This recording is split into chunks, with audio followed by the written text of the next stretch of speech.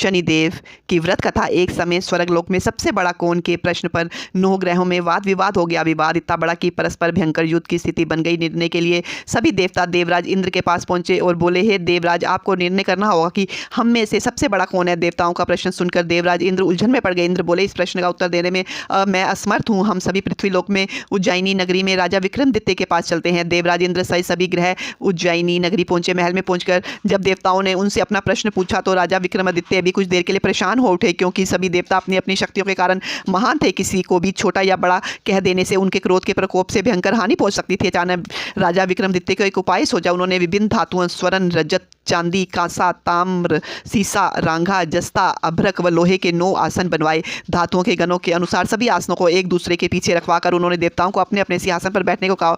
देवताओं के बैठने के बाद राजा विक्रमादित्य ने कहा, आपका निर्णय तो स्वयं हो गया। जो सबसे पहले सिंहासन पर विराजमान है वही सबसे बड़ा है। राजा विक्रमादित्य के निर्णय को सुन शनि देवता ने सबसे पीछे आसन पर बैठने के कारण अपने को छोटा जान क्रोधित होकर कहा, राजा विक्रमादित्य, तुमने मुझे सबसे पीछे बिठाकर मेरा अपमान किया है। तुम मेरी शक्तियों से परिचित नहीं हो, मैं तुम्हारा सर्वनाश कर दूंगा। शनि ने कहा, सूर्य एक राशि पर 1 महीने, चंद्रमा 2.25 दिन, मंगल 1.5 महीने, बुध और शुक्र 1 महीने, बृहस्पति 13 महीने रहते हैं, लेकिन मैं किसी राशि पर 7.5 वर्ष तक रहता हूँ। बड़े बड़े देवताओं को मैंने अपने प्रकोप से पीड़ित किया है। राम को 7.5 के कारण ही वन में जाकर रहना पड़ा और रावण को 7.5 के कारण ही युद्ध में मृत्यु का शिकार बनना पड़ा। राजा, अब तू भी मेरे प्रकोप से नहीं बच सकेगा। इसके बाद अन्य ग्रहों के देवता तो प्रसन्नता के साथ चले गए, परंतु शनिदेव बड़े क्रोध के साथ वहां से विदा हुए। राजा विक्रमादित्य पहले की तरह ही न्याय करते रहे। उनके राज्य में सभी स्त्री पुरुष बहुत आनंद से जीवन यापन कर रहे थे। कुछ दिन ऐसे ही बीत गए। उधर शनि देवता अपने अपमान को भूले नहीं थे। विक्रमादित्य से बदला लेने के लिए एक दिन शनिदेव ने घोड़े के व्यापारी का रूप धारण किया और बहुत से घोड़ों के साथ उज्जैनी नगरी पहुंचे। राजा विक्रमादित्य ने राज्य में किसी घोड़े के व्यापारी के आने का समाचार सुना तो अपने अश्वपाल को कुछ घोड़े खरीदने के लिए भेजा। घोड़े बहुत कीमती थे। अश्वपाल ने जब वापस लौटकर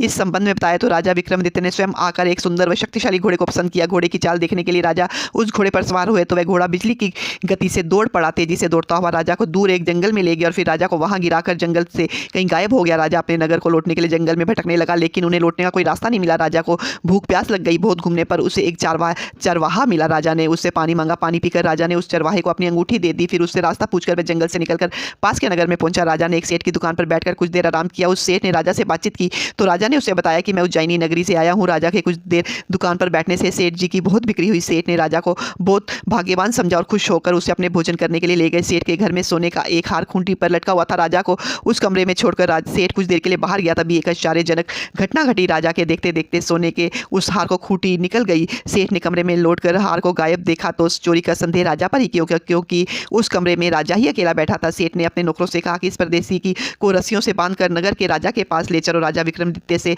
हार के बारे में पूछा तो उसने बताया कि उसके देखते ही देखते खूंटी ने हार को निगल लिया था। इस पर राजा ने क्रोधित होकर चोरी करने के अपराध में विक्रमादित्य के हाथ पांव काटने का आदेश दे दिया। राजा विक्रमादित्य के हाथ पांव काटकर उसे नगर की सड़क पर छोड़ दिया गया। कुछ दिन बाद एक तेली उठाकर अपने घर ले आया और उसे अपने कोल्हू पर बिठा दिया। राजा आवाज देकर बैलों को हाँकता रहा। इस तरह तेली का बैल चलता रहा और राजा को भोजन मिलता रहा। शनि के प्रकोप की 7.5 पूरी होने पर वर्षा ऋतु प्रारंभ हुई। राजा विक्रमादित्य एक रात मेघ मल्हार गा रहे थे। तभी नगर के राजा की लड़की राजकुमारी मोहिनी रथ पर सवार उस तेली के घर के पास से गुजरी। उसने मेघ मल्हार सुना तो उसे बहुत अच्छा लगा और दासी को भेजकर गाने वाले को बुला लाने को कहा।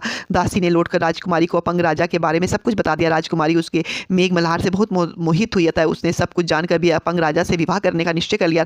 राजकुमारी ने अपने माता पिता से जब यह बात कही तो वे हैरान रह गए। रानी ने मोहिनी को समझाया, बेटी तेरे भाग्य में तो किसी राजा की रानी होना लिखा है, फिर तू इस अपंग से विवाह करके अपने पाप पर कुल्हाड़ी क्यों मार रही है। राजकुमारी ने अपनी जिद नहीं छोड़ी। अपनी जिद पूरी कराने के लिए उसने भोजन करना छोड़ दिया और प्राण त्याग देने का निश्चय कर लिया। आखिरकार राजा रानी का विवश होकर अपंग विक्रमादित्य से राजकुमारी का विवाह करना पड़ा। विवाह के बाद राजा विक्रमादित्य और राजकुमारी तेली के घर में रह लगे। उसी रात स्वप्न में शनि देव ने राजा से कहा, राजा तुमने मेरा प्रकोप देख लिया, मैंने तुम्हें अपने अपमान का दंड दिया है। राजा ने शनिदेव से क्षमा करने को कहा और प्रार्थना की, है शनिदेव, आपने जितना दुख मुझे दिया है अन्य किसी को ना देना। शनिदेव ने कुछ सोचकर कहा, राजा मैं तुम्हारी प्रार्थना स्वीकार करता हूँ। जो कोई स्त्री पुरुष मेरी पूजा करेगा, शनिवार को व्रत करके मेरी व्रत कथा सुनेगा, उस पर मेरी अनुकंपा बनी रहेगी। प्रातःकाल राजा विक्रमादित्य की नींद खुली तो अपने हाथ पांव देखकर राजा को बहुत खुशी हुई और मन ही मन शनिदेव को प्रणाम किया। राजकुमारी भी राजा के हाथ पैर सही सलामत देखकर आश्चर्य में डूब गई। तब राजा विक्रमादित्य ने अपना परिचय देते हुए शनिदेव के प्रकोप की सारी कहानी सुनाई। सेठ को जब इस बात का पता चला तो दौड़ता हुआ तेली के घर पहुंचा और राजा के चरणों में गिरकर क्षमा मांगने लगा। राजा ने ने उसे क्षमा कर दिया, क्योंकि यह सब तो शनिदेव के प्रकोप के कारण हुआ था। सेठ